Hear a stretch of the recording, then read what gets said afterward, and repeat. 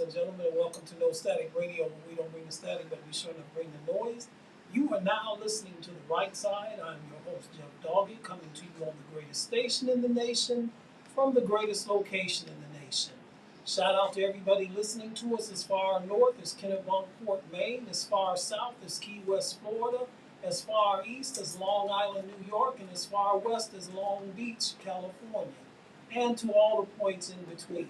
For those of you that are listening to us around the world, good morning, good afternoon, or good evening, whichever greeting best suits the locale that you are in.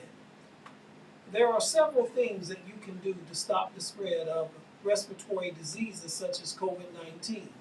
Number one, wash your hands with warm soap and water for at least 20 seconds. Now, if you do not know what 20 seconds are, just sing happy birthday to yourself, and when you've completed that song, you've completed 20 seconds. Number two, cover your mouth when you cough or sneeze. Yes, as I say every week, I know I'm not trying to insult your intelligence. I know you're out there saying, Jeff, come on, that's common sense. But let's be honest, let's be real.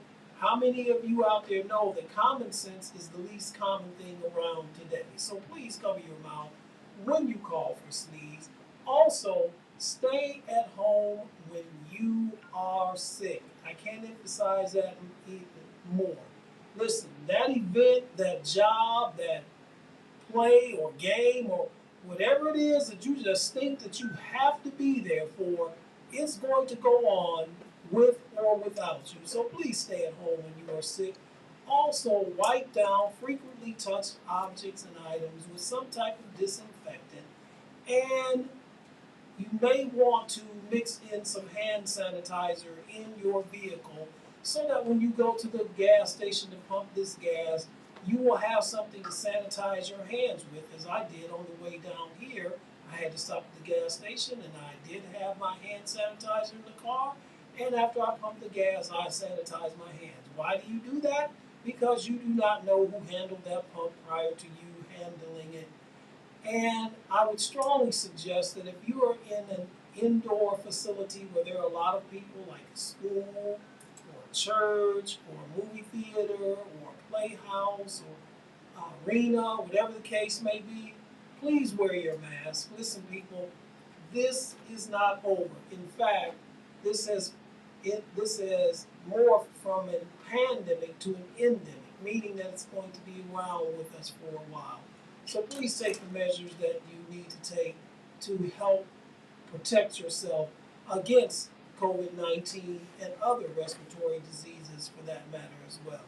And this was brought to you by the National Association of Broadcasters and this station, No Static Radio, where we don't bring the static, but we sure enough bring the noise, powered by Google, sponsored by Lamont Avenue Wines.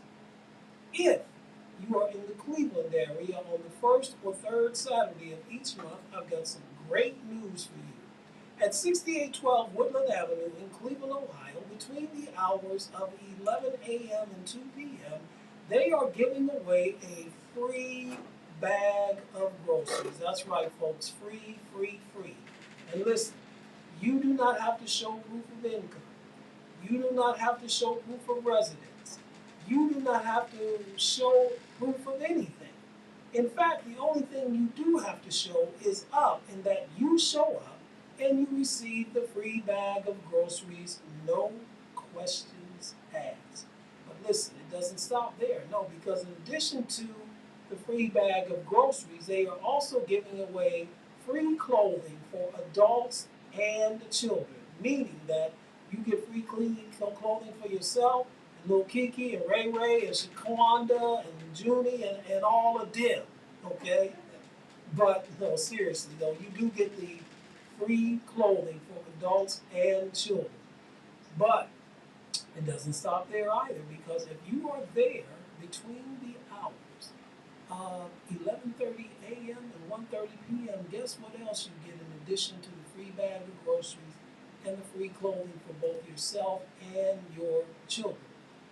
You get a free hot lunch. That's right, a hot lunch, a home-cooked meal that will be yummy to your tummy, and it dispels the notion that there is no such thing as a free lunch. Well, there is there, and it's yummy to the tummy, as I said. So, every first and third Saturday in Cleveland, Ohio, 6812 Woodland Avenue, 11 a.m. to 2 p.m., free bag of groceries, free clothing, and if you're there during the right hours, you get a free hot lunch. So you can't beat that, folks, with a hockey stick. And we want to shout out and give kudos to the Greater Cleveland Food Bank, to We Care Ministries, and also Williams Temple Church of God in Christ, who houses this event every month. For those of you that are new to this program, this is how we do it. We talk politics, we talk sports, we talk the issues of the day. I throw some topics out on the table. I give my take on those said topics. And then we invite you to call in at 216-939-5087, 216-939-5087. We are ably assisted today by our wonderful interns who are here to take your calls and to make sure that everything goes well. They're doing an outstanding job. So please give us a call at 216-939-5087. Now, there are some guidelines, however.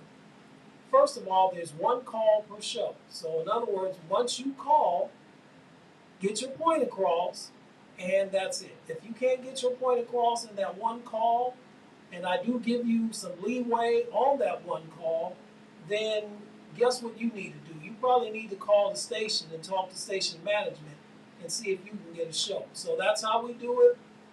You get one call. I give you some leeway to get your take in, but listen, this is not a monologue where you're going to be able to go on and on and on. We want you to get your point in and wrap it up and move on.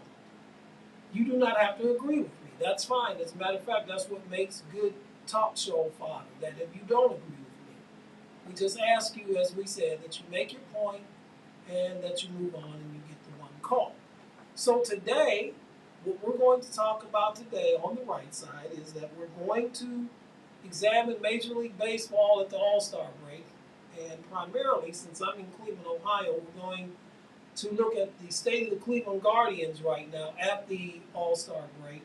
We did have a guest scheduled, the beat reporter for Sports Illustrated for the Cleveland Guardians, Natalie Turk, was going to call in, but unfortunately, sadly, last night her mother passed away. So she will not be able, understandably so, she will not be able to call in today. So please keep the Turk family in your prayers, in your thoughts and prayers. Again, that's Natalie Turk. She is the beat reporter for Sports Illustrated for the Cleveland Guardians, and we had scheduled her for the first portion of our show today, and understandably so, she will not be able to call in. But we're still going to talk about the Guardians. We're going to talk about Major League Baseball, too, as we approach the All-Star break. We're also going to look at affirmative action, the decision that was made on last week by the Supreme Court. We're going to look at some of the fallout and reaction to that, because there's some fallout to it, and also there's some facts that we want to share with you that you may not have heard somewhere else, where the media may have tried to slant this one way. But as we so often do here on the right side, not patting myself on the back, is just saying what we do. We call the show The Right Side because we come on here to tell the TRUTH exclamation point truth. So we want to shed some light on and tell the truth about that. We also are going to talk about, should there be term limits on the Supreme Court? You don't know, the Supreme Court, the justices that sit on the Supreme Court, that's a lifetime position, so we're going to talk about, should there be term limits there, and not only there, but just in elected offices in general, should there be term limits. But our focus will be on the Supreme Court, but we'll look at other offices as well.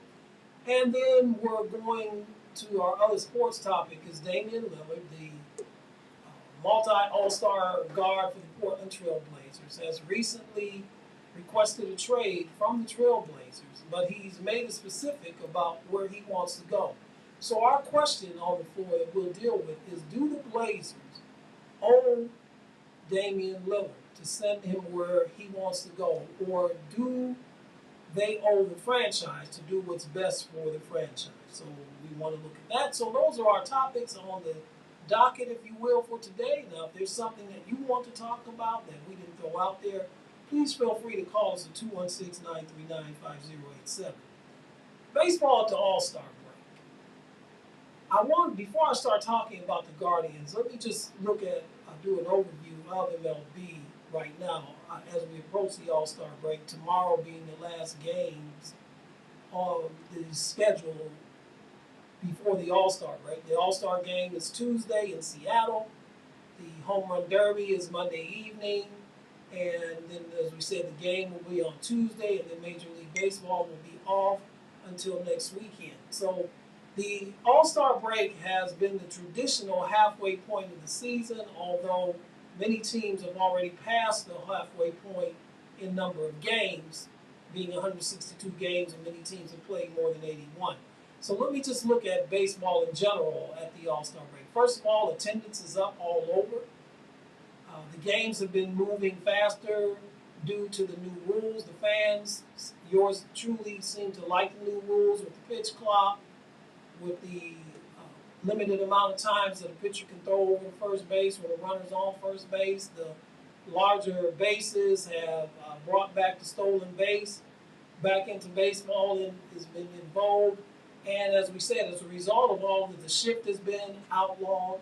So as a result of all the new rules that have been enacted in MLB this season, attendance is up, the ratings are up on both local television networks and nationally. Here in Cleveland, for example, the Guardians are about 250 to almost 300,000 ahead of last year's pace, attendance-wise, where they were this time last year, which is interesting because the team has been kind of a middling franchise, if you will, for the majority of this first part of the season. In fact, last night they just got back to the 500 mark for the first time since mid-April. So that's where baseball is in general. Now, there have been some surprises and some disappointments. I'll do the disappointments first. The disappointments this year, teams that were expected to do a lot and have yet to do anything and really are floundering at this time, are the St. Louis Cardinals, for one, who are 16 games under 500. Many picked them to win the National League Central this year, and they're in last place, firmly entrenched in last place in that very mediocre division. I call it the NL Comedy Central, and their brethren is the AL Comedy Central, which I'll get to that in a moment. But St. Louis is 16 games under 500. They're firmly entrenched in last place. We'll get to the surprise team in a moment, but the surprise team also resides in that division, and I'll get to that momentarily. Also, the New York Mets, who played more like the New York Mess for most of the season, although right now, as we speak, they're the hottest team in baseball, but with their $300 million payroll, and yet they are well below 500, even with their recent hot streak here of late. They have been a major disappointment, even to the point where their owner, Steve Cohen, came out and talked about what a disappointment they've been this year. Now, as I said, they have rebounded here lately, and I believe they won either 6 or 7 games in a row here lately, but they're still below 500 with $300 million payroll. Another disappointment in MLB has been the San Diego Padres, which is a head-scratcher, given the lineup they have with Xander Bogaerts, with Manny Machado, with Fernando Tatis Jr., with power up and down that lineup, pitching with Blake Snell and Yu Darvish, and they got a bullpen anchored by Josh Hader that they picked up last year at the trade deadline, and now the Padres are a team that came within a couple of games last year of going to the World Series, and now they are floundering in 4th place in the NL West, only kept out of the basement because of Colorado Rockies, who there was not much expected of them, are keeping them out of the basement. So this has been another team that has greatly disappointed. Another team with a very high payroll and yet with very poor results on the field. In the American League, the Chicago White Sox are 14 games under 500, despite the pitching talent they have and despite what they have in their everyday lineup with Tim Anderson, with Lewis Robert Jr. And if you just look at that team, you just scratch your head as to why they are where they are. Now, their closer, Liam Hendricks, was out at the beginning of the year as he was recovering from non-Hodgkin's cancer, but he returned, but now he's back on the disabled list, and this team has underachieved all year. So they've been a disappointment to their fans, even though they're in the playoff race. The New York Yankees have been a disappointment to their fans because, let's be honest, Yankee fan thinks they're entitled, that they're supposed to win the division by 59 games every year and go 161-1 all year. And if they don't win the World Series every year, that's a disappointment. But the Yankees have been over 500 all year. I believe they're like 9 games over right now, and they are in the wild card race, but they're 10 games off the pace of the front-running Tampa Rays, who we'll get to them momentarily. So they've been a disappointment this year. The Houston Astros have started to come around. Most of this first part of the season, though, they have underachieved, at least not met the expectations that most people thought they would meet. So they've somewhat underachieved thus far this year. So there haven't been many disappointments, if you will, in the American League. Pretty much everything has played out like everyone thought it would. Again, White Sox not included in that because no one at the beginning of the year had them 14 games under 500 2 days before the All-Star break begins. So the majority of disappointing teams have been in the National League. So now that we looked at the disappointing teams, let's look at the surprises. Again, we'll start in the senior circuit of the National League. The Arizona Diamondbacks are in first place right now. They have the NL possibly front runner, well, not possibly, right now the front runner candidate for Rookie of the Year, Corbin Collins, in the National League. They've got Zach Gallen, one of the best unknown commodities in baseball, as their ace of their pitching staff. And they've been able thus far this year to hold off the high-powered and high-payroll Dodgers and the surprising Giants this year to hold on to first place in the NL West. In the NL East, they're not a surprise team because they won 101 games last year, but right now the best team in baseball happens to reside in Atlanta, Georgia. I got to see them firsthand and in person here in Cleveland on this past Wednesday, and they are on a record pace for home runs. As a matter of fact, they have set the record for this part of the season, eclipsing the 2019 Twins, where they hit their 168th home run last night. They've hit at least one home run in every game since June the 1st. Their pitching is strong. Their bullpen is strong. Their whole infield is the starting infield on the National League, and right now they look like the team to beat there in the National League. So I won't call them a surprise. I will just say their dominance has been surprising. But the surprise team in that division, though, has been the Miami Marlins, who last year finished next to last, but right now they're 14 games over 500, and although they do trail the Braves by 9 games, they are firmly entrenched in the wild card, so if they don't collapse, they could possibly make the playoffs this year. And the Phillies are starting to surge as well in that division. They've won 13 games in a row. On the road, we already talked about the mess, a.k.a. the Mets, being the disappointment. The surprise of all surprises, though, is in the National League Central. And that team is the Cincinnati Reds, who about a month ago were 8 to 9 games below 500. Then they went on a long winning streak. They caught fire, and now they are 1 game ahead of the Milwaukee Brewers for first place in the Central Division of the National League with their young core of players that they have. Will Benson, Stevens, and Ellie, but the talk of all baseball, of course, is the sensational third baseman that they have, Ellie De La Cruz, who gave himself the self-moniker of the fastest man in the world. He's one of, if not the most exciting player to watch in baseball, with his speed, with his power, with his just the excitement that he brings to the game. They got Joey Votto back, and they have really taken off. And the Reds, who lost close to, I believe they lost over 100 games last year. Right now, at the All-Star break, if they don't lose today and tomorrow, they just split the next two games against Milwaukee, they will go into the All-Star break in first place in the NL Central, and nobody saw that at the beginning of the year. So those are your surprises and your disappointments thus far at the break. At the beginning of the year, I picked Toronto and Atlanta to play in the World Series. My Atlanta pick looks good. Toronto, I don't know about. And, of course, the other surprise, and I won't call them a huge surprise because they've been good for years.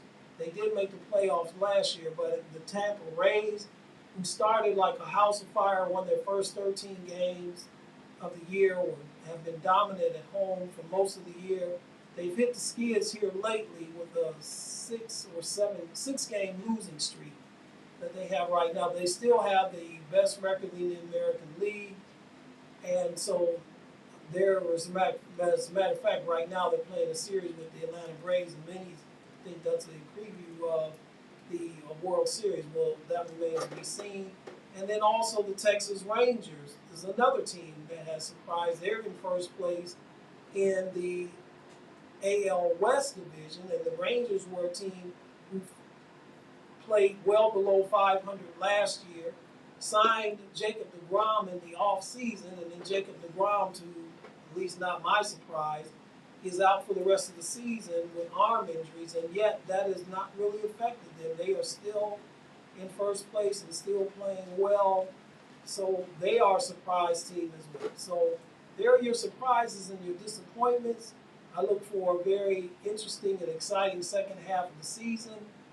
Question marks: can Texas hold off the world champion Astros in the second half of the season? So that'll be something to watch.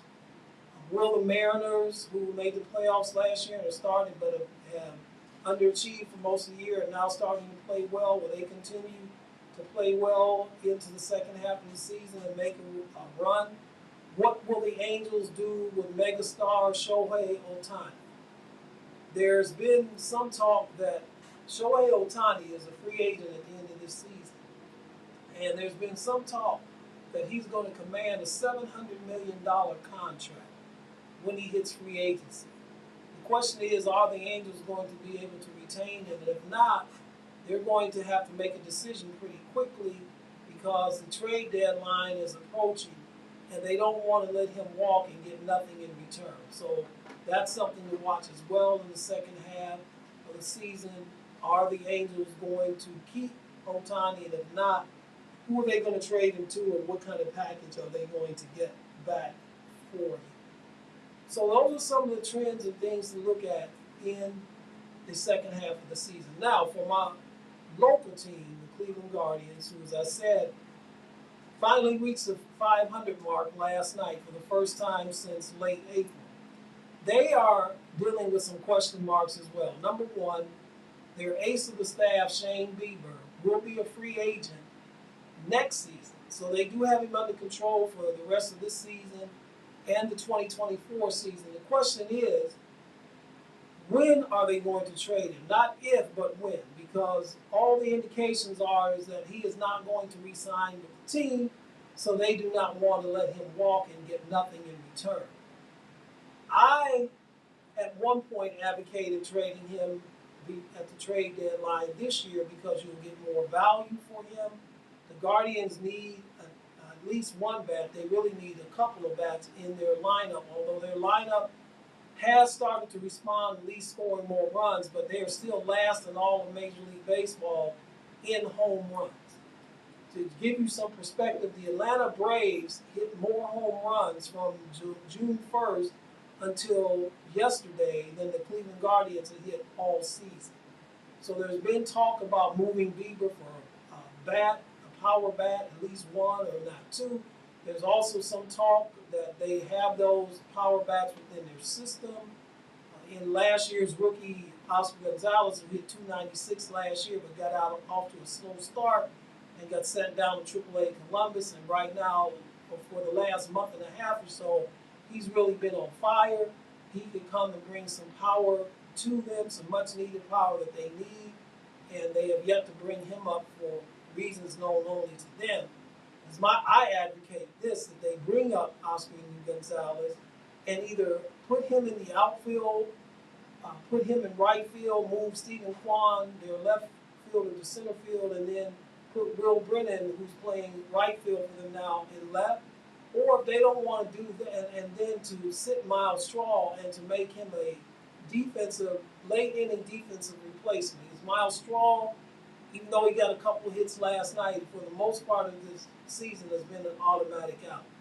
And for an offense that at times has been as anemic as Cleveland has been, you can't afford to carry too many automatic outs in your lineup. A team like the Rangers, or the Yankees, or the Blue Jays, or even the Rays, teams like that, they can afford a Miles Straw because they've got enough in their lineup. They've got enough power and enough thunder in their lineup where they can afford an all-defensive guy in their lineup. But the Guardians aren't there. They can't afford that. So as great as he is defensively, he's been a liability for the most part offensively on a team that has had struggled for the most part of this season until maybe the last 3 or 4 weeks or so to score a run. So that might be something they can look at. I doubt if they'll do that, though, because their manager, Terry Francona, is very loyal to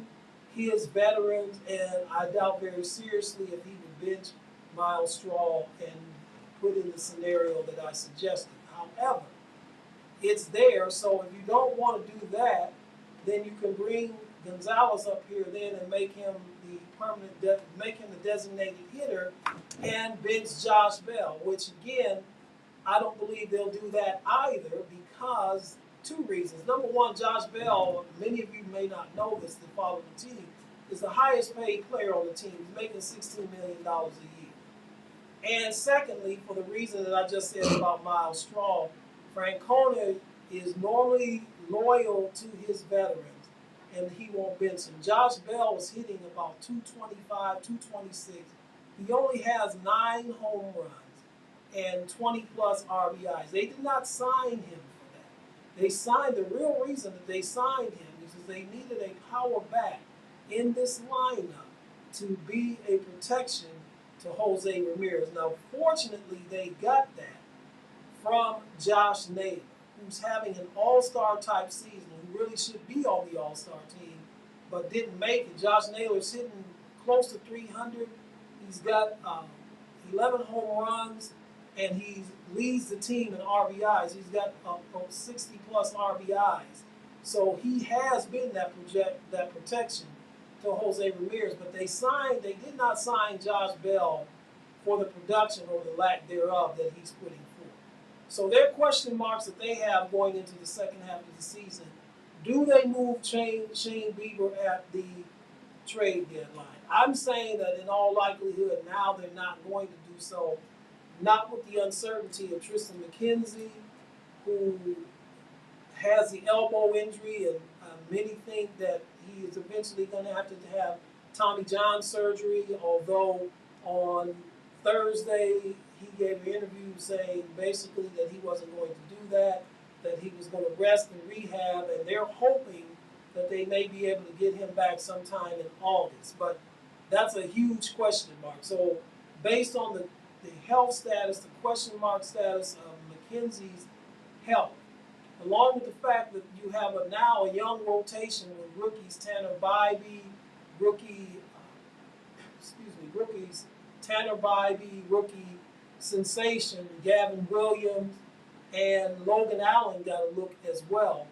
You can't really go deep into the season if you have 3 rookies in your starting rotation because you have to limit the number of innings that they have to pitch, so that they can pitch rather. So the Guardians are in somewhat of a dilemma here when it comes to pitching, and so because of that reason, I don't believe that they're going to move Bieber at the trade deadline. Now, if you had healthy McKenzie and Cal Quantrill wasn't having the issues he was having, then the likelihood of making that trade would be greater. But there's too many question marks right now on that pitching staff for them to go ahead and make such a move at the All-Star break. So where do I see them going this year?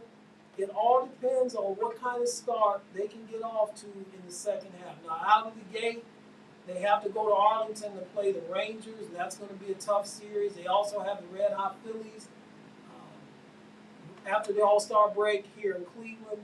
So at the end of this month, we should have some type of idea of where they're going to go. But they should stay in it, if not overtake Minnesota and win this division. Because, as I said, this division, this is why I call it the AL Comedy Central, because the division is a joke. To give you an idea, folks, the Chicago White Sox, who I talked about a few minutes ago, being one of the biggest disappointments in MLB this year, are 14 games under 500, and yet they're only 7.5 games out of first. The Detroit Tigers are like 12 games under 500, and they're 6 games out. These are teams that, if they were in other divisions, would be buried right now, and you'd be looking, especially a team with the White Sox, who have some tradable commodities in that other teams would want, like pitcher Lucas Giolito, for example, or even Lance Lynn, would be looking to be sellers at the trade deadline, but in all likelihood won't be because of this just horrible division that they play in. The fact that you can be 14 games under 500 and still only be 7.5 out, which leaves you in shouting distance, shows you just how terrible a division is. Or that my team, for that matter, the Guardians, at 500, are a half game out of first place. And right now, when I came in the studio, the Twins were losing 5-1. So I don't know, what the outcome of that is. So if that stays like that, and the Guardians beat the Royals this evening, the Guardians will move into first place with a 45-44 record. Speaking of the Royals and the A's, they're just horrible, horrible teams. I feel for those franchises. I feel for the people, especially the city of Oakland, who've already lost the Oakland Raiders, lost the Golden State Warriors, moved into downtown San Francisco, and now in all likelihood are going to lose the A's to Las Vegas. So, and the franchise they have now is just moribund. They're just horrible. So that's the state of baseball here at the All-Star break. I look for the Guardians, as I said, to make the run in the second half of the season. I do think they can win this division. It's a very winnable division. My question, though, is, and what? So you win the division, but what are your realistic chances in the playoffs? And I know that in baseball, it's just get there, because if your pitching is strong enough, you can win. Atlanta 2 years ago proved that at the All-Star break, I believe they were even under 500. They went on a run in the second half of the season that took them all the way to a world championship. So I get that. But the realistic possibilities of the Guardians doing something like that are not very high, at least in my opinion. But I would love to see them go out and prove me wrong. So there we go. That's where we are with Major League Baseball here at the All-Star break. Love to hear your takes on that at 216-939-5087. So let's switch gears now. I want to follow up on something that we talked about last week. And what we talked about last week on the show is we talked about the Supreme Court decision that basically killed affirmative action. And the premise of this was that Asian students were being discriminated against at universities because of affirmative action, that Asian students were not being admitted into universities, that Black and Latino students were given preference over Asian students. And that's not entirely true. The numbers don't back that up across the board. So that was not entirely true. And it's interesting how those that are in charge, those that are in power, try to play different minorities against one another, try to play black and Asians against one another with these half-true statements. But here is the myth about affirmative action that I want to explode here today. What you heard most of the time was that affirmative action was something that was put in place that black and brown students took advantage of and were able to achieve in places they weren't able to achieve before. Ladies and gentlemen, that's not true. Let me give you some statistical data to back that up. Before affirmative action, white females made up 2% of the students in law school. Let's just look at law school. Look at, since Harvard and North Carolina, University of North Carolina were involved in this Supreme Court case. We'll just look at law schools right here. White female represented 2% of the students in law schools prior to affirmative action. Black students represented 2%. Latin students, Latino students represented around 3%. Okay, this was before all of the legislation came in that initiated affirmative action. Do you want to know who are the real beneficiaries of affirmative action? It's not black students, it's not brown students. It is white female students, especially in law. Example, as I said, gave you the statistics. Before these affirmative action programs were enacted, white females made up 2% of the student population in law school. Now, white female students are 35%. So you can see that's an exponential increase in the number of students prior to affirmative action and once affirmative action was enacted. Again, what you hear, the narrative that you hear is that unqualified black and brown students were getting these admissions over more qualified students. All right? But the truth is, the group that has benefited the most from affirmative action program are white females. The number of black students in law school now, as I told you just a moment ago, was 2% before affirmative action programs were enacted. You know what that figure is today? It's 4%.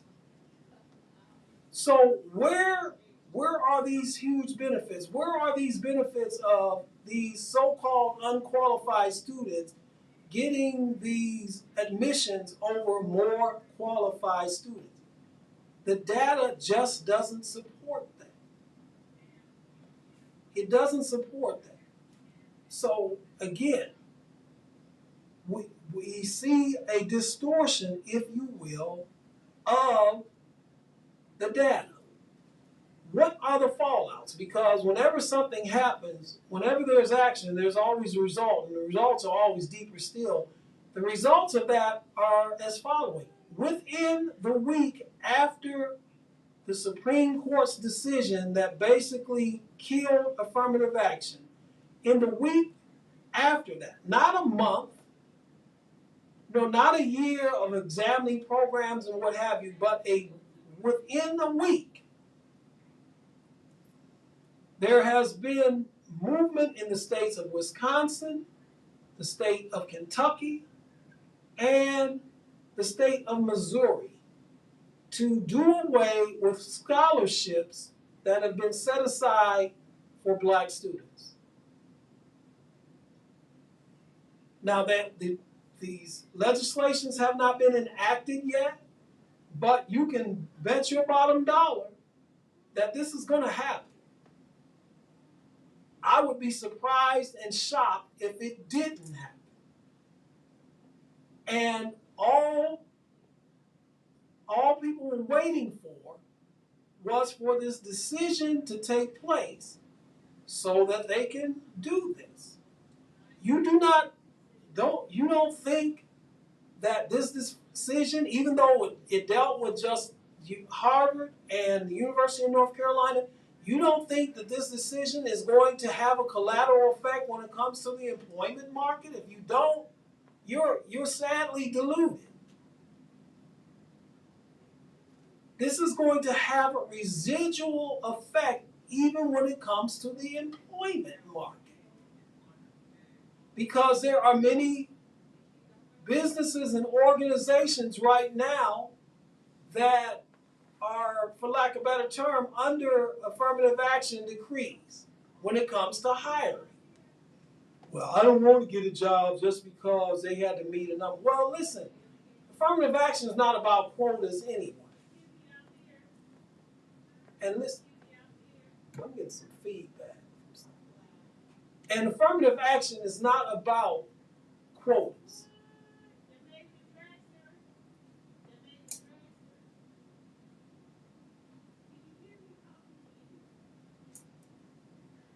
It's not about that. So to dispel this whole thing about, well, I don't want a job just because you're not going to hear anybody. Most people aren't going to say that. The way the job market is, you want the job regardless of what reason you got it. Now you know that if you think that you got it because of affirmative action, you know that you really have to achieve and to be on your P's and Q's, and you're really going to have to be better than your employees that you work with to dispel the notion that you're only there to meet some type of legislation requirement, or that you only got this job because of your skin color. First of all, they don't know that anyway. Whether they perceive that or not, that's their problem, not yours. But it's not there. But listen, if you don't think that this decision is going to affect company hiring policies, as I said, you are seriously deluded. And what is really going on, folks, if you really want to know what is going on, if you just look at the most recent history over the last just few years or so, just the last decade or so, with the basic gutting of the Voting Rights Act of 1965, now with the killing of affirmative action for the most part, don't think that they're not coming next after the Civil Rights Act of 1964. Just connect the dots. The end game is to repeal and to get rid of that 1964 Civil Rights Act that basically struck down segregation and public accommodations and public transportation and everything else. Don't think that that's not what they're coming after. Just connect the dots and look at what the end game is here. So what is the solution to this? What do we need to do? What we need to do, progressive, right-minding, right-thinking type of people, what we need to do is we need to organize, you need to register, you need to vote, vote, vote. Put your pressure on your elected representatives. Because if you just sit at home, if you throw up your hands in the air like you just don't care, and you say that it doesn't make any difference, they're going to do. No, the only way you can stop these types of things is that you have to get out and you have to vote. I saw a poll on yesterday. I was watching Morning Joe on MSNBC yesterday morning, and there was a poll. This poll was taken of Gen Zers and Gen Xers. We're talking about young people. Now, let me show you the difference between just 2 years ago, 2020, 2021, 2020, 2021, and even last year during the midterm election.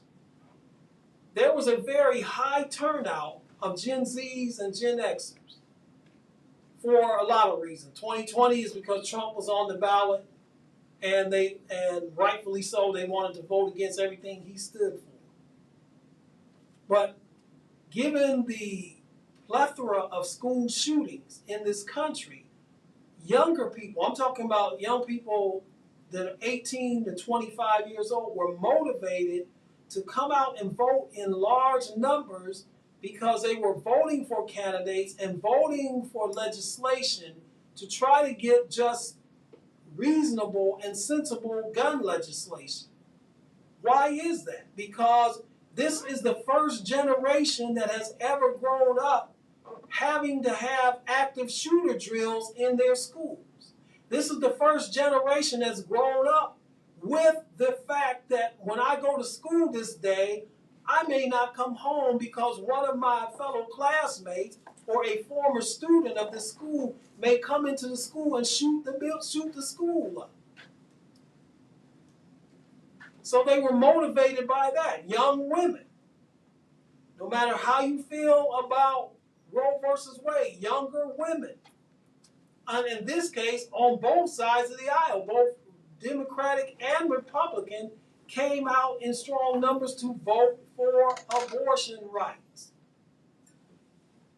As we talked about here on the show a few weeks ago, the referendum that was held in one of the reddest states in this country, the state of Kansas, that everybody just thought it was going to be a slam dunk to basically outlaw abortion in the state of Kansas, was thoroughly defeated. It wasn't even close. Same thing happened in Wisconsin with the recent Supreme Court election in the state of Wisconsin, where the liberal progressive, I hate using labels, but that's what they're called, the more liberal progressive candidate won over the more conservative right-wing candidate on the Supreme Court, running for the Supreme Court there in the state of Wisconsin, because she favored the continuation of Roe v. Wade, and he didn't.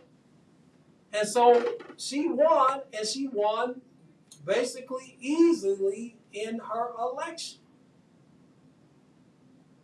But now, in this recent poll, as I said, that I saw yesterday on Morning Joe, it showed that Gen Xers and Gen Zers are now turned off by the whole electoral process because of the most recent things that have happened regarding the Supreme Court, with the killing of affirmative action, with them rescinding President Biden's decree, if you will, to forgive student loans up to a certain amount of money, with still no sensible gun legislation, no federal gun legislation across this country.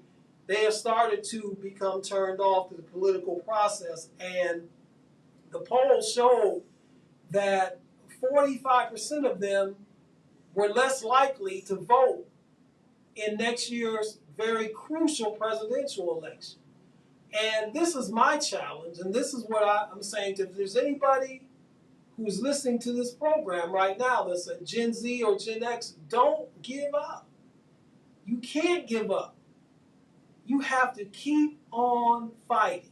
You have to keep on voting. You have to keep on making your voice heard. Everything just doesn't happen with one election cycle. It's not like being on TikTok or Snap or Instagram or anything like that where it happens instantly. This is a process, and you can't give up. You can't give up. Look to your past. Study your history. Do you know that the civil rights movement of this country, we talk about Dr. King and Malcolm X and others, but you know who was on the front line of that movement? Was young people. It was young people who filled up the jails in Birmingham, that brought the attention of the national media on Birmingham, that led basically to the Civil Rights Act of 1964 because of what young people in Birmingham, Alabama did, literally putting their lives out on the line, standing up before fire hoses and police dogs and bombings of churches and homes and what have you. That was a young person's movement. The civil rights movement might have had, for that matter, Dr. King was killed at 39 and he was considered old. It was a young people's movement. And so I'm calling out to my Gen Zers and my Gen X, don't give up. Continue to put the pressure on. Do you realize that if you don't want to see Roe v. Wade overturned, that you can vote and elect senators and congresspeople to the House in the House of Representatives and the Senate that will vote to codify Roe? Do you realize if you want sensible gun legislation that you can vote to elect congresspeople and senators where you'll have a large enough majority that can overcome filibusters, that can overcome those who have sold out, who've become political eunuchs to the NRA? You can have a large enough majority in the Senate where you can get some sensible gun legislation passed? Do you realize that you can get police reform passed? The only reason why the Justice and Policing Act has not been passed yet, why it hasn't got to the floor of the Senate yet, is that there are not enough votes there yet. That the Democrats that want to do it only have 51 votes, and two of them, and now it's 50 since Kyrsten Sinema became independent, and two of them, Kyrsten Sinema and Joe Manchin, don't want to vote on it, to have it done regardless. But if you continue to vote and you get people in office that represent your views and represent what you want, that's how you get things changed. But listen, if you give up, if you throw in the towel, if you throw up your hands and say this doesn't work, no matter what we do, it's not going to happen, guess what? It's not going to happen.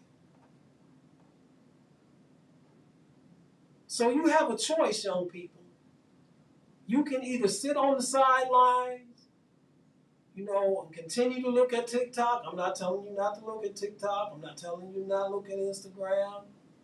Continue to go and listen to Spotify and all that. You continue to do all that, but then not take part in the political process. You can do that, and guess what? Things are going to get even worse for you than what they are now.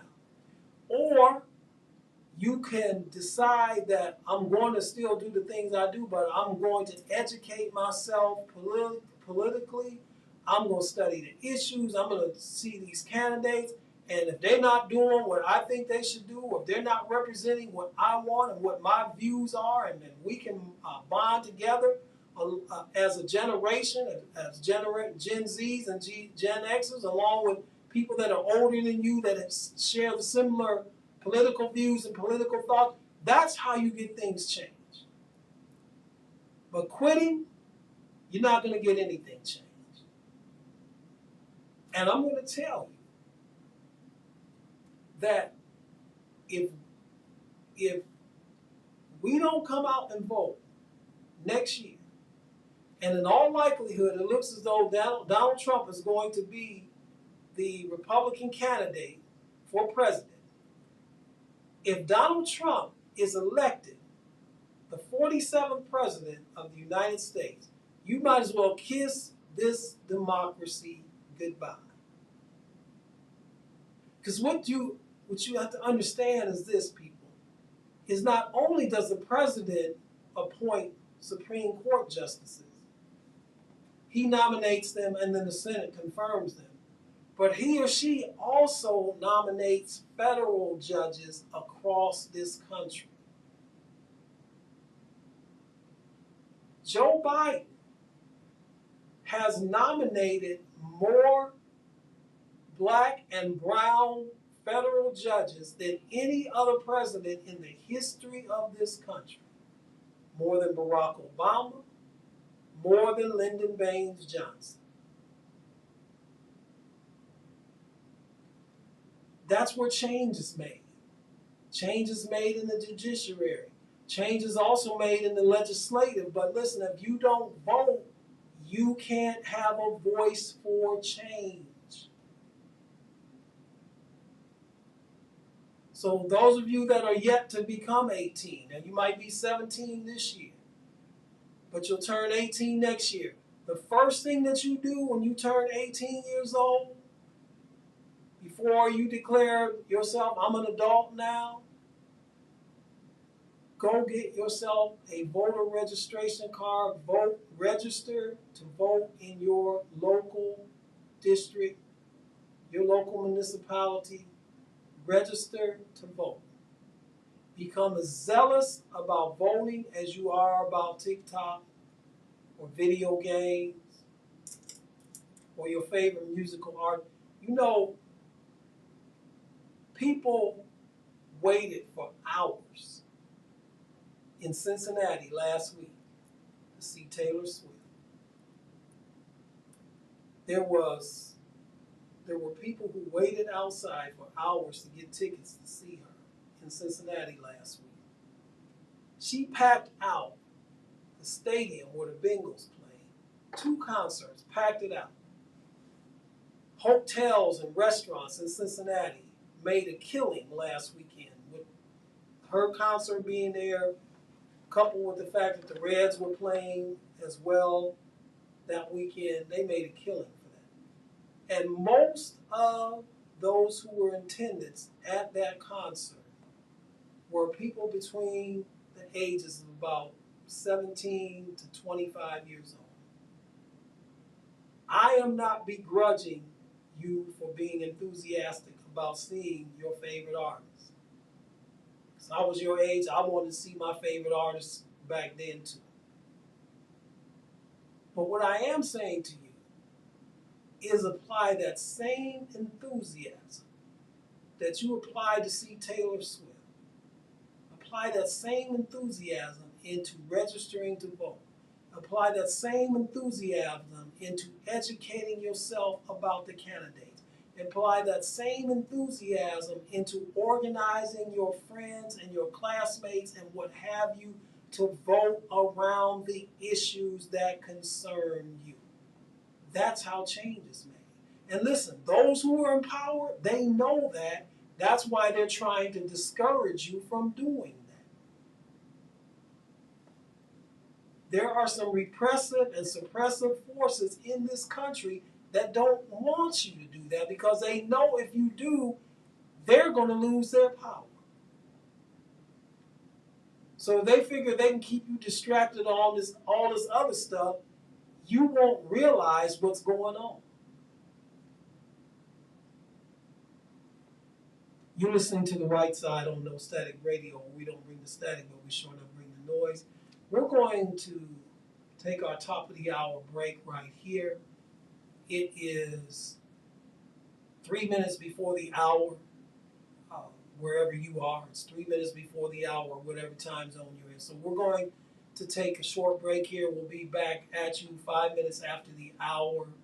And in our second half of the program, we're going to talk about, since we just got finished talking about the Supreme Court, we're going to answer the question, should the Supreme Court have term limits, yes or no? And we're going to explore that even more than just the Supreme Court, but just political offices, period. Should there be term limits? You're listening to the right side on No Static Radio, where we don't bring the static, but we sure not bring the noise. We'll be back at you after this short break.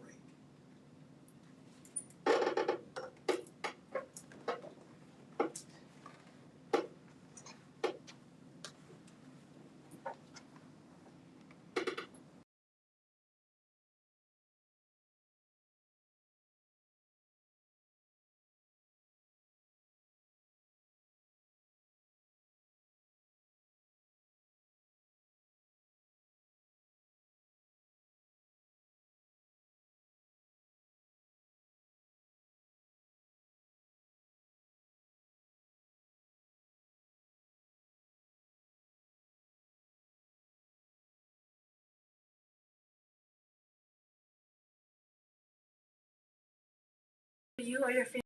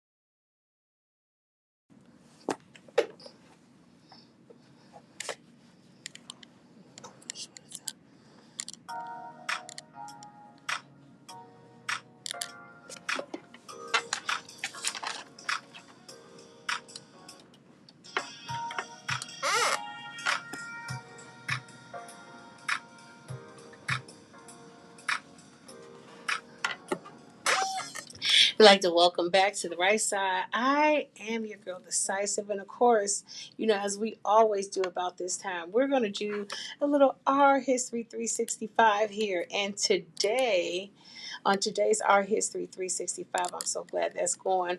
We have the one and only, and I would like to introduce to some and reintroduce to others, the one and only Shirley Chisholm. Shirley Anita Chisholm, let me see, St. Hill, November 30th. She was born November 30th, 1924, and left this earth January 1st, 2005, was an American politician who in 1968 became the first Black woman to be elected to the United States Congress. Shirley Chisholm represented New York's 12th Congressional District, and the district centered on Bedford-Stuyvesant. Help me out. Stuyvesant. Thank you, Jeff, for 7 terms from 1969 to 1983, and in 1972, she became the first Black candidate for a major party nomination for President of the United States, and the first woman to run for the Democratic Party's nomination. Now, side note, she was almost assassinated 3 times, you guys. So, born in Brooklyn, New York, she spent the first ages of her life, 5 through 9, in Barbados. And as she always considered herself a Barbadian American, she would excel at school and earned her college degree in the United States. She started working in early childhood education and became involved in the local Democratic Party politics in the 1950s. In 1964, overcoming some resistance because she was a woman, of course, she was elected to the New York State's Assembly. 4 years later, she was elected to Congress, where she led an expansion of food and nutrition programs for the poor and rose the party's leadership. She retired from Congress in 1983 and taught at Mount Holyoke College while continuing her political organizing. Although nominated for an ambassadorship in 1993, health issues caused her to withdraw. In 2015, Chisholm was posthumously awarded the Presidential Medal of Freedom. Now, look here. Just to go over, some of her political times, Speaker of the House John W. McCormick assigned Chisholm to serve on the House Agriculture Committee, giving her an urban district. She felt the placement was irrelevant to her constituents. When Chisholm confided in Reby, Menachem M. Shearson, forgive me, Google it, that she was upset and insulted by her assignment. Cheersome suggested that she use surplus food to help poor and hungry. Chisholm subsequently met Bob Dole and worked to expand the food program. She later played a critical role in the creation of the Special Supplemental Nutrition Program for women, infants, and children, better known to you today as WIC.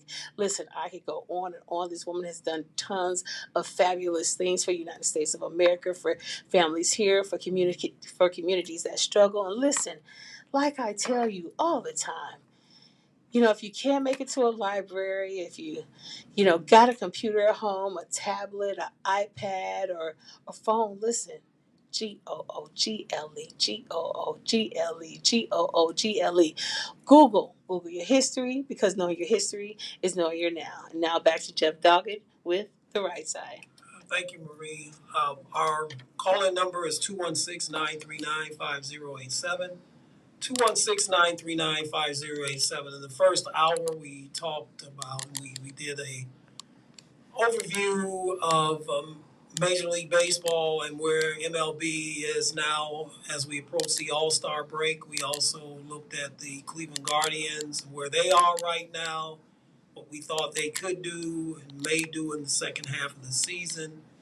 Then we talked about the affirmative action, the fallout, and the repercussions of it, and the long range effects that it has, and what the end game is, at least what our opinion is of what the end game of all this truly is. And that is the rollback of the Civil Rights Bill of 1964, which, as I said, ended the Jim Crow, basically ended Jim Crow legally in this country. And yet we see the nation moving more towards back towards those days. And it's my belief that as I connect the dots on all of the things that just happened within the last couple of years, specifically with this court, it looks as though that's going to be the next thing on the agenda, not too far down the road, unless we do something about it. And the thing that we can do about it is that we can organize, we can unite, we can register, and we can vote and continue to vote and vote like our lives depend on it, because they do. Speaking of the Supreme Court, how many of you out there that are listening to me via TuneIn or Mixler or Mixcloud, or those of you that are watching right now on Facebook Live or YouTube, how many of you know that the Supreme Court is a lifetime position? I bet some of you didn't, and if you didn't, that's okay. Don't feel bad. Don't feel bad that you didn't know, because you're not alone. Trust me, there are a lot of people out there that don't know that once a person gets appointed to the Supreme Court, they're there basically for life until they retire or they die. Now, in the past, especially in my lifetime, that has not been an issue, so much so because even though one may have been a conservative justice and another might have been a liberal or a moderate justice, politics ended at the door. That the Supreme Court had not become weaponized, a political weaponized arm of a particular party. And so, therefore, you had people like Justice Earl Warren, who was a conservative Republican, and yet he oversaw the turning back of the Brown versus Board of Topeka Education, for example. And he was on the Supreme Court during the time when major civil rights legislation was passed. So despite his conservative political views, he and others on that court did not allow their politics to come into play when it came time to rendering a decision. Their decisions were based on what does the Constitution say. And so while you may have disagreed with a Supreme Court justice politically, for the most part, you did not have an issue with them or problem with them when they made rulings, because their rulings were based, for the most part, on the Constitution. It's not like that now, though, folks. I mean, let's just be very honest with it. It's not like that now. The Supreme Court has now become politicized. The Supreme Court, especially with its 6 majority, conservative majority, has become very politicized now, where they make rulings even based on cases that don't even exist.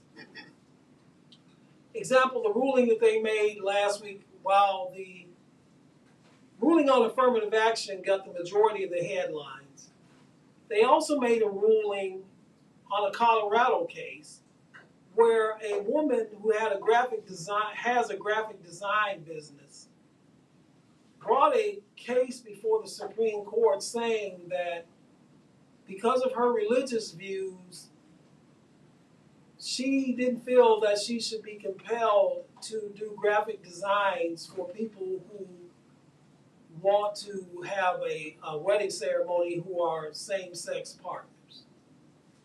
She brought this case. The peculiar thing about the case, though, ladies and gentlemen, is that there was no case, in that no gay or lesbian couple came to her and asked her to do a graphic design for their wedding.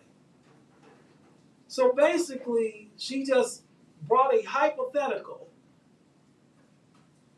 Colorado ruled against her. And so she took it to the Supreme Court. And in a 6-3 decision, the Supreme Court ruled in favor of her. Again, this is a hypothetical situation. It was not even a case. I question as to whether or not it even should have come before the Supreme Court, since it was not even a existing case. It was a hypothetical. I didn't know the Supreme Court dealt in hypothetical. I thought they dealt in reality. I never thought that they dealt in what if. And let me state this for the record. For those of you that are regular listeners to this show, and if you're new to it, you know this will be the first time you hear this, but for those of you regular listeners, you've heard me say this before. I'm an ordained minister of the gospel, all right? I'm an ordained minister, which means of the many duties that I have, I'm not a senior pastor of a church. I'm an assistant pastor at the church I attend, but one of the duties that I have as an ordained minister is I am capable of performing wedding ceremonies. And I will tell you the truth. I will not perform a wedding ceremony of a same-sex couple. And the reason for that is that I am held to a biblical standard as a minister of the gospel to perform marriages that are in accordance to biblical standards, that is between a man and a woman. But to be fair and honest with you, there are heterosexual marriages that I will not perform for various reasons. One, if one person is a Christian and the other is not, then again, I'm held by a biblical standard that says do not be unequally yoked to a non-believer. Now, whether you believe the Bible or not, that's your prerogative. I'm not here to argue that. So please don't call me with, well, you know, the Bible was written by men and all that. It's not the Word of God. My belief system it is. If that's not what you believe, that's fine. I'm not going to argue with you. You have the right to believe that. My belief is that the Bible is an unadulterated, inerrant Word of God that was inspired, Holy Spirit inspired. Men wrote the Bible as they were inspired and directed by the Holy Spirit. I'm not going to get into that. It's a whole different debate. So you may say, well, Jeff, you're being hypocritical here. On the one hand, you're talking about this hypothetical case that was brought before the Supreme Court that didn't really exist, that should have never even come to the court. But now you're making the statement that you would not perform the wedding ceremony of a same-sex couple, and I won't. But I know that there are many places that a same-sex couple can go to get the wedding ceremony performed. So it's not as though I'm the only person that they can go to or come to. And this graphic design business is not the only design business. So we're not talking about discrimination here. That's not discrimination. I have a right to choose whether or not I'm going to perform a wedding ceremony. And I'm not compelled to marry you just because you come to me and ask me, Reverend Doggett, will you marry me and my fiance? I have the right to say no. And it's not discrimination. But back to this. I just wanted to throw that in so that those of you that know me and know what I am know where I stand on this. The Supreme Court was wrong in this decision.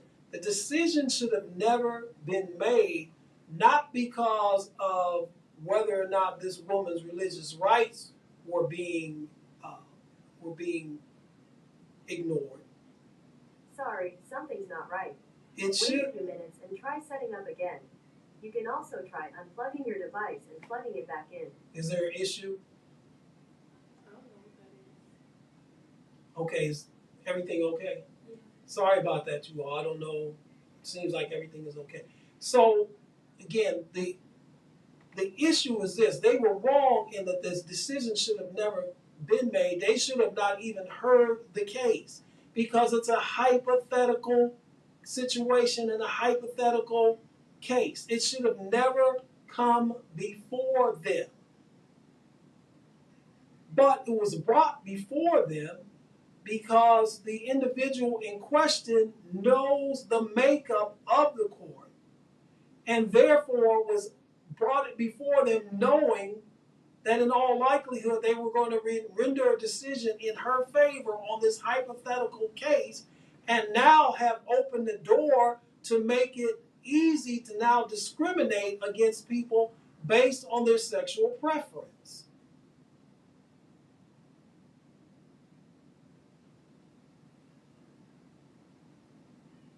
So this is what I mean when I talk about the weaponization of the Supreme Court. They should have never heard the case. But given the makeup of the Supreme Court has become politicized now. They're not going by the Constitution. They're now going by their own political beliefs. Now, you have a right in this country to believe whatever you want to politically. You can be a conservative, you can be a liberal, you can be a moderate. I take no issue with that. But what I do take issue with is when you're sitting in a position where you are supposed to interpret law and interpret cases based on not your political leanings, but based on the Constitution, and you render decisions based on your political leanings and your political thoughts, you are wrong. And because you are wrong, this is why I am making the following statement. It is now time, ladies and gentlemen, to impose term limits on the Supreme Court. Now, this is not something that can be put on the ballot. This is not something that's a national referendum to be voted on. The only way that this can take place is that there has to be a constitutional amendment. And for a constitutional amendment to be approved, it takes a 2/3 majority of the states to approve that constitutional amendment. That's why I know that we're not going to get term limits on the Supreme Court at this time because they're just not there.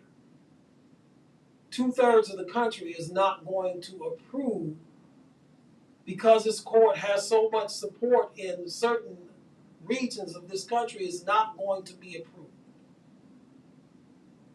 But this gets back to what we talked about last week. And what I talked about in the first hour of our program, and that is this: elections have consequences. Because there were three. Do you realize that the term of Donald Trump, and prayerfully he does not get elected next year, but even if he doesn't, the presidential term of Donald Trump will last 35 to 40 years. You're probably out there saying, well, what are you talking about, Jeff? He's no longer president. What are you talking about? His term ended on January 20th, 2021. Yeah, his term in the White House ended, but his term did not end. You know why his term did not end? Because during his presidency, his 4 short years in the White House, 3 positions on the Supreme Court became open. This is what the Republican Party, Mitch McConnell said the quiet part out loud. They wanted to get a president in there so that they could get control of the Supreme Court, so they can overturn Roe v. Wade and they can overturn other things that had been approved by the Supreme Court in the past. In other words, Mitch McConnell said, we want to politicize the Supreme Court.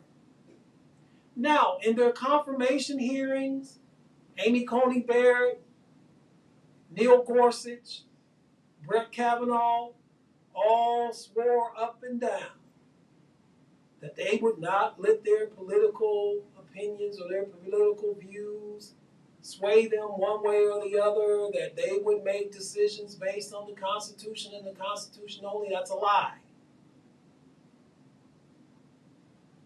Because that's exactly what they did.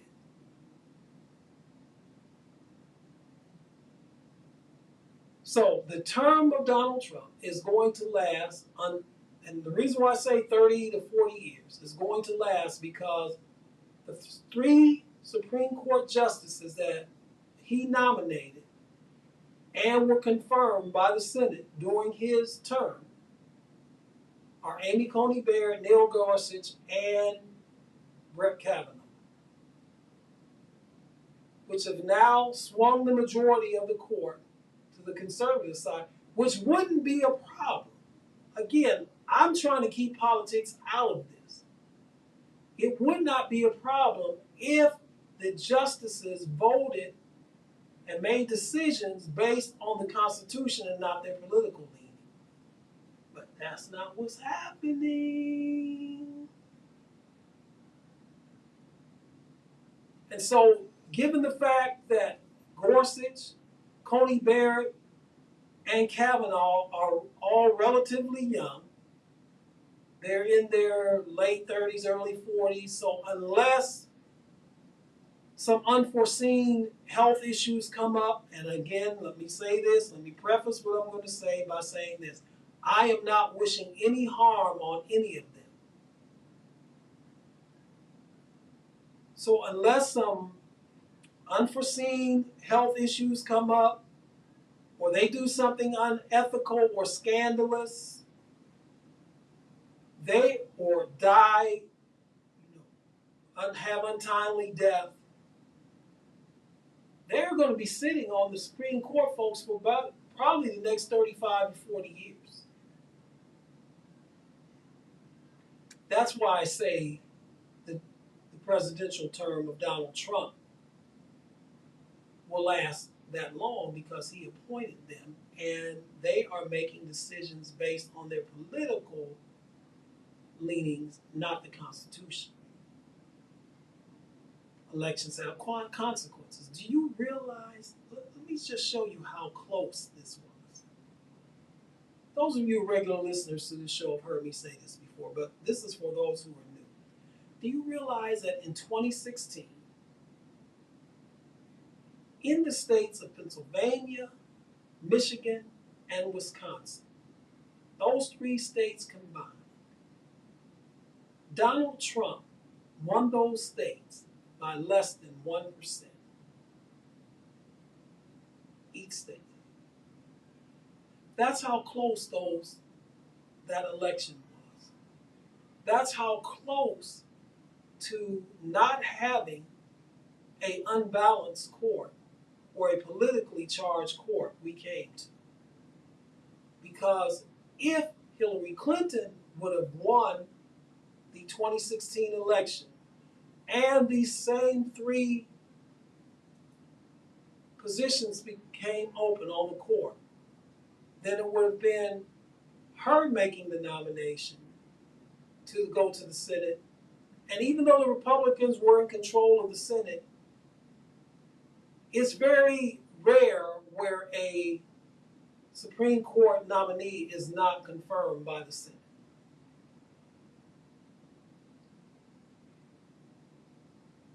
This is why we need term limit. And again, I'm not saying because it's a right-leaning court or anything. I'm saying term limits because I want to eliminate the politicization of the Supreme Court from the equation. The President of the United States, who is arguably the most powerful leader in the entire world until Jesus returns, only can serve for 8 years. He or she is term limited. The only one who served more than that was Franklin Roosevelt during World War II. then an amendment was passed to the Constitution that limited the president to 2 terms. Now, if the president, who holds the most powerful elected office, arguably the most powerful elected office in the world, is limited to 8 years, why is it that a justice can sit on the bench on the Supreme Court, or a federal judge can sit in a federal judgeship for life? We need a constitutional amendment. And I know, I'm battering my head up against the wall here right now because I know that there's not enough out there yet to get a constitutional amendment. There's not enough support, 2/3 majority of the state support to amend the Constitution. But listen, I'm speaking it out there. I'm putting it out here in the atmosphere so that at least it can start to be considered and people can start to think on. This is too important of a position for it to be a lifetime position. We need term limits on the bench, both the Supreme Court and the federal bench. My proposal is that they be able to serve 10 years, and that's it. That's what I would like to see. 10 years, and then it's time to change. That gives plenty of opportunity. That's 2 more years than what the president can serve. That's a decade of making decisions that affect the whole country regarding the Constitution. But not only that, let's not just stop at the Supreme Court. Let's put term limits on the Senate and the House as well. And I'm not talking about Democrat or Republican, I'm talking about period. Example, Dianne Feinstein, who was a senator from California. She's in her 90s right now. And listen, I'm not coming on here talking ageism, so save your emails and texts about ageism. Dianne Feinstein really right now is incapable of serving. She should step down. If there were term limits, she wouldn't even be in the Senate right now.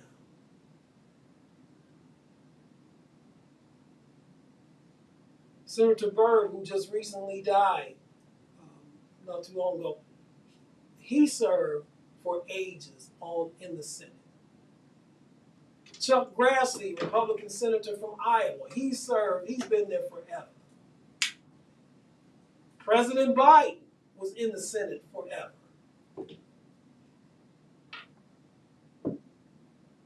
I don't think that's what the framers had in mind way back in 1776, where people would hold on to these positions as lifetime positions. If you can't get effective legislation done, and I would say for the Senate, give them 12 years. Because they serve 6 years now. A Senate term now is 6 years. So you give a senator 2 terms, give them 12 years. If you can't get effective legislation done in 12 years, you're just wasting the taxpayers' money. You go in, you get in, you do your 12, and you get out, you go back into private life. Just like the president does, just like other offices that have term limits on.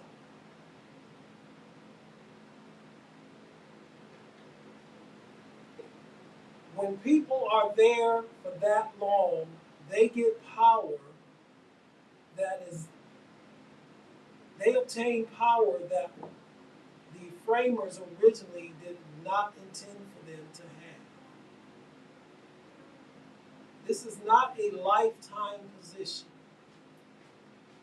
where because you've been there for so many years, now you have influence over so many things within the Senate or the House.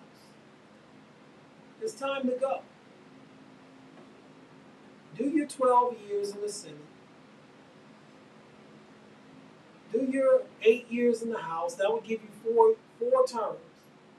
Okay, right, even it out. Do your 10 years in the House, if you will. That gives you 5 terms in the House. Then, if you want to move from the House to the Senate, run for Senate, be my guest. You can parlay that. But you should not be able to be there for life. That is part of what is wrong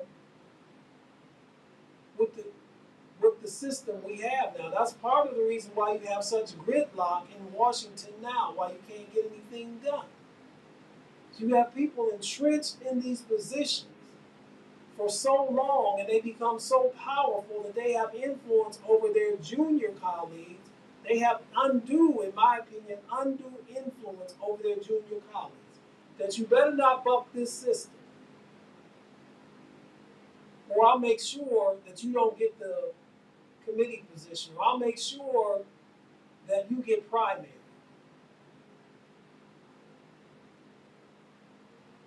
I'd like to hear your thoughts on that. 216-939-5087. 216-939-5087. There needs to be these term limits.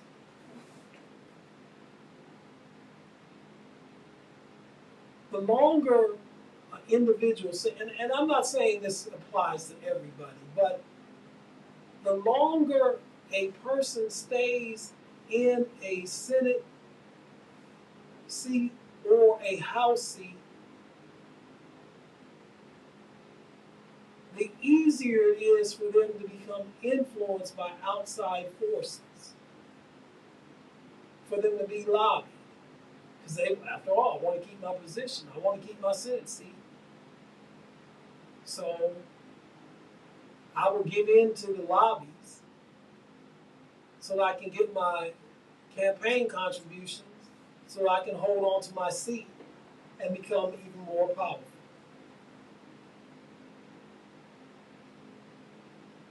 That's not how it's supposed to go, folks. It messes up the whole system the way I see it, the whole system of checks and balances, which is how this whole system was to be set up in the first place.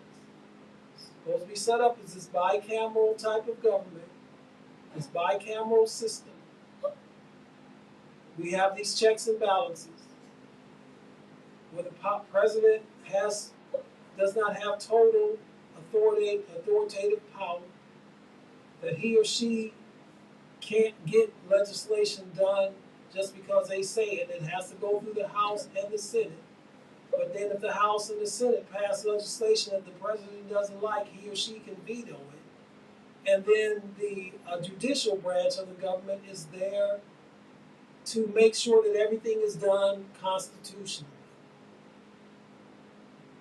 Notice what I just said to you. The judicial part of the government is there to make sure that everything is done constitutionally. In other words, they are not there to make sure things are done the way they want them to be done politically. And that is what we are seeing, because this particular court has become politicized. And that's not just my opinion. Look at the poll. The polls show you, regardless of what network you watch, MSNBC, CNN, Fox, the polls show that the Supreme Court's approval ratings are at an all-time low.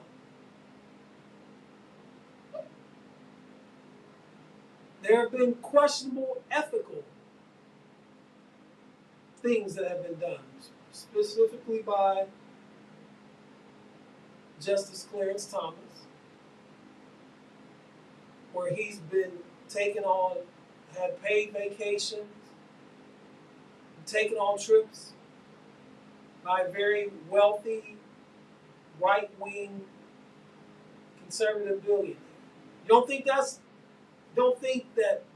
has some influence? again, if you believe that, then you're delusional.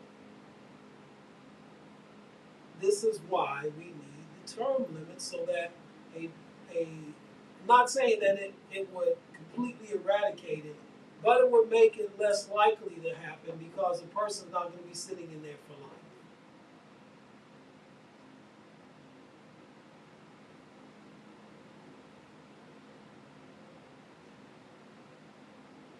And if you don't believe me, if you don't think that the Supreme Court is becoming politicized, just look at their most recent decision.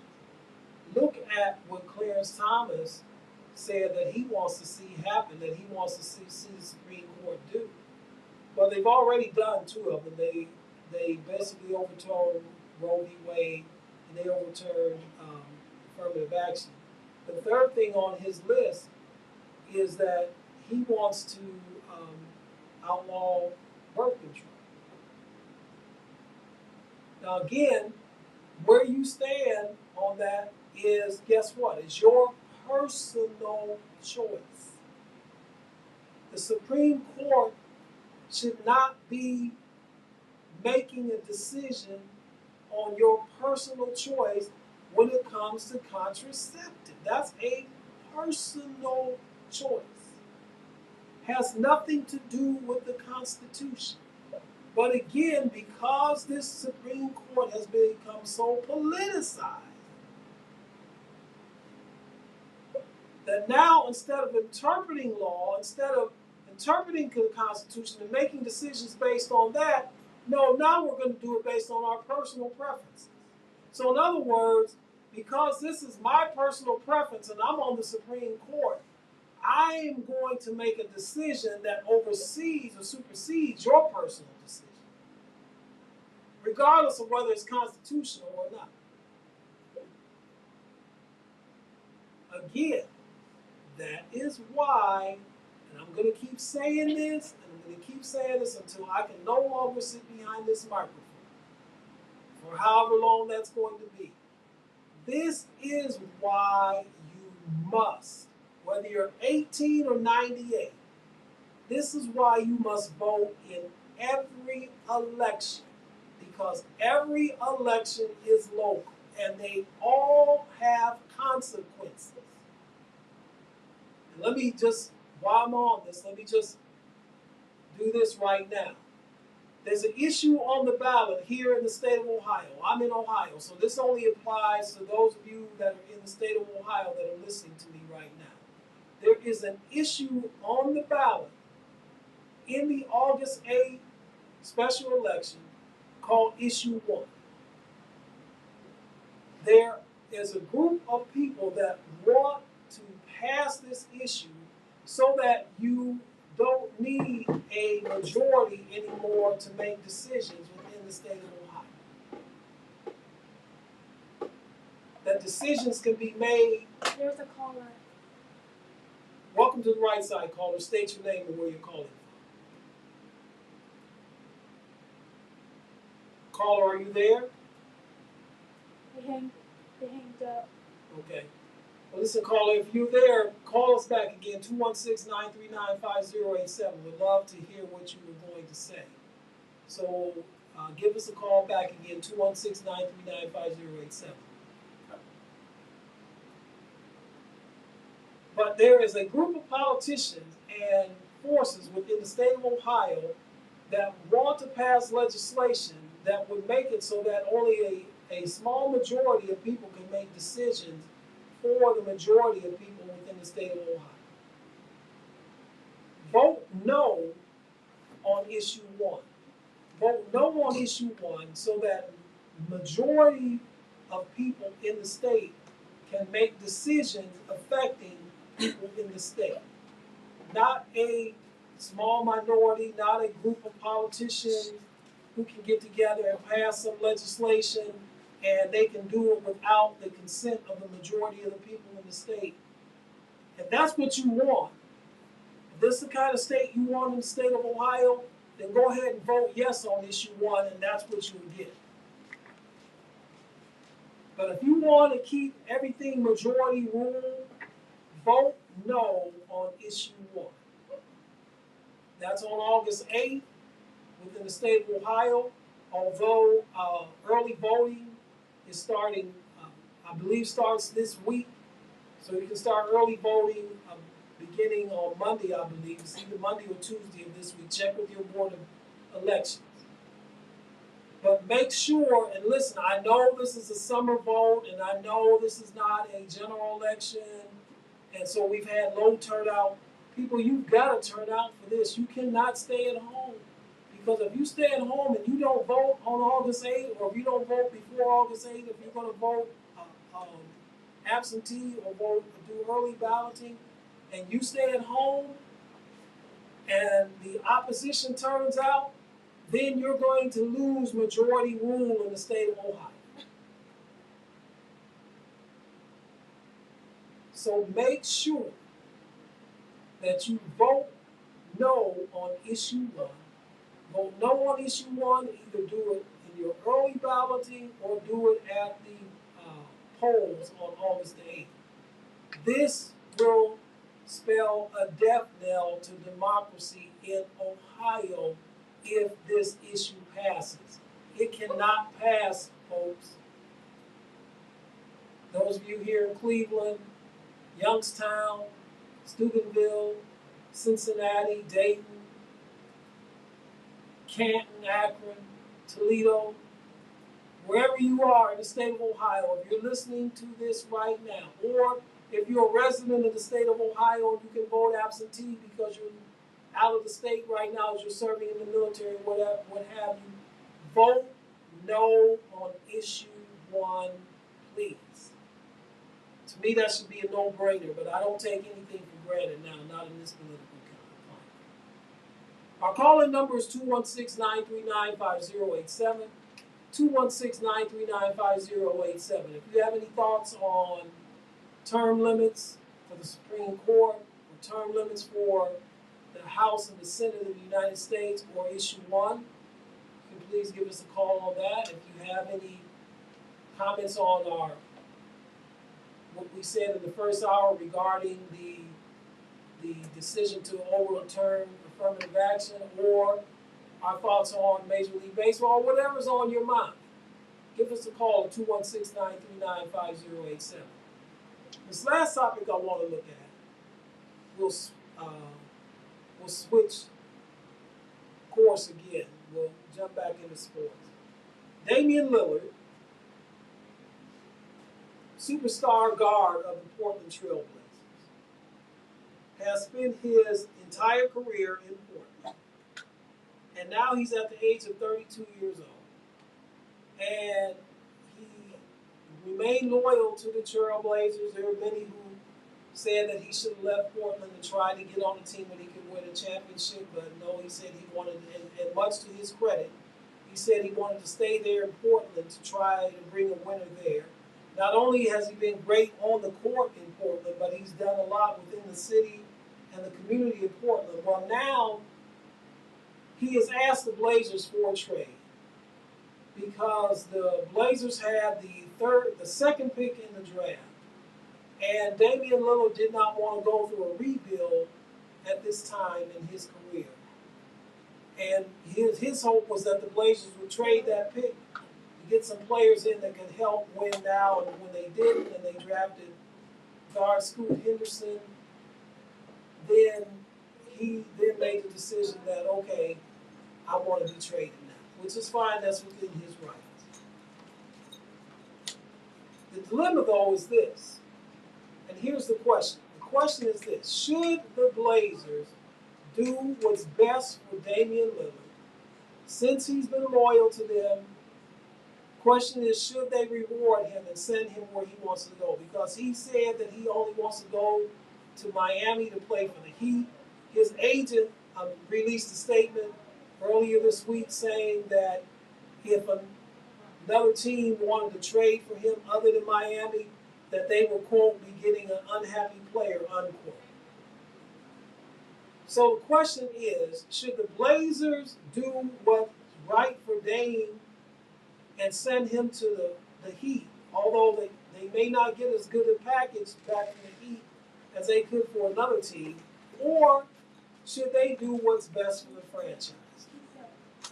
My take is this: they should do what is best for the Portland Trailblazers. Because at the end of the day, they are responsible to put the best product out there on the floor possible that has for the front of the jersey, not the back of the jersey. And